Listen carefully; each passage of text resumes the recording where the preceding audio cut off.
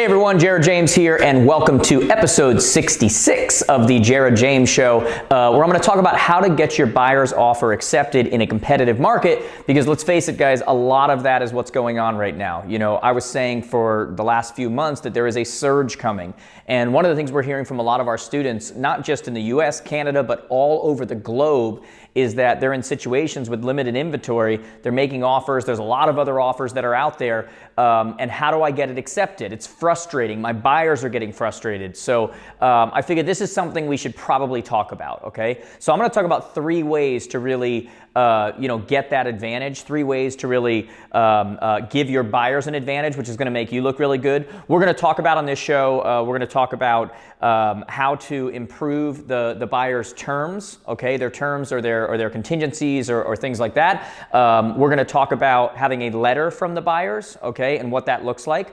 And then we're going to talk about something called an escalation clause that a lot of you aren't aware of.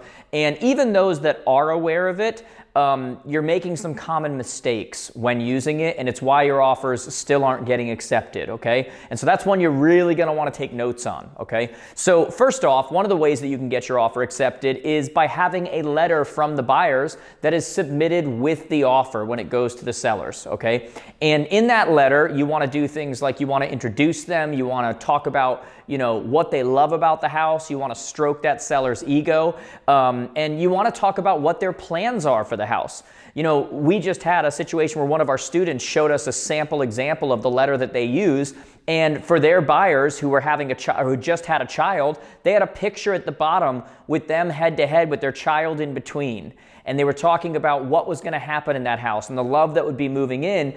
And she said in our group, she goes, "This has worked for almost every single person that I've submitted it with because it's so personal," okay? So you need to have some kind of a letter like that. And by the way, if you would like to see some samples of those kind of letters, just go to our group on Facebook. Go to Jared James Coaching. So type in at the top in Facebook, Jared James Coaching, and you'll not only see a thread of a bunch of examples of what people are using all over the world, but in the files section along the left-hand side, you'll see the one that we use with our students, okay? You guys can have that for free. So just go request to join and you can get that letter, okay? Make sure you're submitting it with every single offer in a situation when there's competition, there's other offers. Obviously, if they're on their own, you don't need to go through that, okay? So letter from the buyers is number 1. Number 2 is you've got to look at improving the terms or the contingencies that are on the contract you're putting in, okay? We are in right now what's called a seller's market.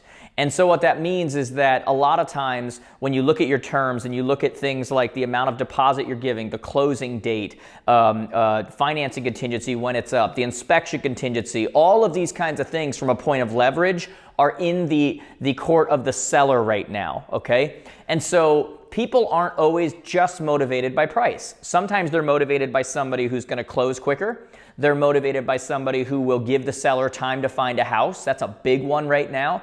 They're motivated by the amount of deposit that you put down. They're motivated by whether you're going to do an inspection or not, or when that inspection is due, or whether you're buying the house as is, or whether you've got to look at all this stuff and have this conversation with your buyers and potentially have it with the seller's agent too and say, hey, what's going to matter here? Like what is really important to them? So you make sure that you make an offer that is more than just price, right? Price does matter. But what else is going to make, remember, sellers, just like buyers, are going through the 3rd most stressful time in their life: death, divorce, and moving. And what are so many of them worried about? My God, are we going to be able to find a house? Just like we're getting multiple offers, what about when we go to buy a place and we don't get it? Are we going to have to get kicked out of here? And so there's a lot of things that you can do from the perspective of improving those terms, those contingencies, having those conversations. And this really helps to prove your value as an agent. So you've got to have those conversations. And the third thing I want to talk about that I'm going to spend a little bit more time on, that a lot of you aren't even aware it exists, and even those of you that do are making some common mistakes, is what's called an escalation clause. And a lot of you don't know that when you make an offer on a property with your clients, you can put in an escalation clause. And an escalation clause basically says that the buyer is willing to go up X amount above and beyond any other verifiable and valid offer up to XYZ price. okay? So in other words, if someone else's offer is higher, I will go this much higher, and I will continue to do that until we get to this maximum price that is out there, okay? Now, a lot of you don't even know that exists, and I know that's true because I've been on so many calls lately with brokerages and brands all around the world talking about this, and I'll say to them, now that we have Zoom, I can see them, and I go, hey, how many of you are taking advantage of this? And my God, you would think the volume went out. And I'm like, how many of you don't even know that this exists? And I get just a computer full of liars that won't tell me, but they want me to tell them what it is, okay? This is what a lot of top agents are taking advantage of that many of you didn't even know was something that was available, okay? So you want to start to exercise this escalation clause, saying my buyer will go XYZ above any other, remember, verifiable and valid offer up to a set price, okay? Now, there are some drawbacks to that, right? There are some things that can go wrong. So I want to talk about 4 different things to look out for, or 4 different things that you need to make sure you do or make sure you don't do when using an escalation clause. The first one is pretty obvious, right? You don't submit an escalation clause unless you know that there are other offers, okay? There's no reason to submit an escalation clause if there's no other offers, because what is the seller going to do? The seller's going to be like, oh, you're offering $309, but you will escalate up to $325. Well, I'd like to counter at $325, okay? You're going to show your hand in that case. So you only do it if there are other offers, okay? Now, when I say that, there has to be other offers, how do you really know what the highest offer is? How do you know if, there are other offers or whatever? Now, this is going to be different in every single area, every state, every province, every, wherever you happen to be watching this from. It's really going to depend on your local rules, because some places allow you to disclose, some places don't allow you to disclose what the other offer is or how much that other offer is. If they allow you to disclose, then obviously they're just going to show you, okay? The other thing is that sometimes you have to go off of the agent's word. And, that's scary for some of you, but let's remember that if they're lying to you, they're putting their license at risk, okay? And so if that ever were to come out, that potentially could be an issue for them. So it's not worth it for one transaction for them to be lying to you, okay? Another way is, in some areas I've heard from people, again, look at your local rules. But although you're not allowed to disclose in many areas the exact offer with the people's names and those kind of things, in many areas you can actually disclose as long as you can disclose the financial part of the contract that shows the numbers, as long as it does not show the person's name or any other information, that's possible. And in a lot of areas where you can't do that, the rules really only apply to active offers. And so once an offer is declined and it's turned down, it is now considered null and void. And in many areas, you're now allowed to share that offer. So what would have to happen is that the seller or the listing agent would have to decline the offer. It's now null and void. You'd still want to black out all of the information, the personal information, but they can now disclose the offer. The point is it's different in every single area. So you need to find out what the rules are in your area. There's not one rule overall all across the world. It's different everywhere, so you've got to know what it is. But you need to make sure there's some way to verify or some way to know that this offer came in. And you can only, and you should only, use this escalation clause in a situation where there are other offers that have come in, okay? The other thing that we need to do is that we need to make sure that our escalation number is high enough, okay? One of the issues that we see with a lot of our students is that they will put in an escalation clause and they'll say, I will go 100. I feel like, what is that, Dr. Evil, right? I will go $100 over whatever. Like, you're buying a property for hundreds of thousands of dollars, and now we think that I will go $100 over is going to make some huge difference, right? At that point, the seller's just going to look at the other terms. They're going to look at how difficult is the other agent to work with. They're going to look at, how strong a pre-approval is, all of that other kind of stuff. But $100 is generally not going to do it, okay? You generally want to work in the realm of thousands, okay? But that's the next point as well. Not only do you want to work in the area of thousands when we're escalating that number. I'm not talking about 10,000, whatever. I guess it depends on the price of the home, really. If you're dealing with $1 million homes, then maybe you are going to deal with escalations of 10,000s and beyond. But really, when it comes down to it, you want to have a minimum of 1,000 on a property, and you don't want it to be just 1,000. You want it to be something odd. You want it to be something that stands out. You want it to be something that's not going to match somebody else's offer. Because what if there's another escalation clause? What if you put an escalation clause and there's another smart agent who does an escalation clause, and you both do like everyone does, and you come up with the same number? And you're like, I will go up 1,000. And now they're the exact same offer. So you want to do things like, we will escalate at $1,123. And now, what are the odds the other person's at 1123, okay? And you have to think like this, because I'm telling you, and by the way, an escalation clause, when I think about it, it's kind of like the modern day, remember when you're like, jinx, double jinx, and you're like, twice whatever you say, twice whatever. This is kind of what this does. It's like twice whatever you say, only don't go twice. That will never appraise, okay? But the idea is, look, I am going to trump whatever you come up with here. Like, there's no way to beat this offer.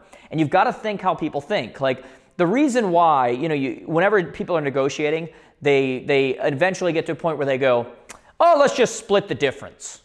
Like this is some brilliant genius negotiating going on here. Let's just split the difference, right?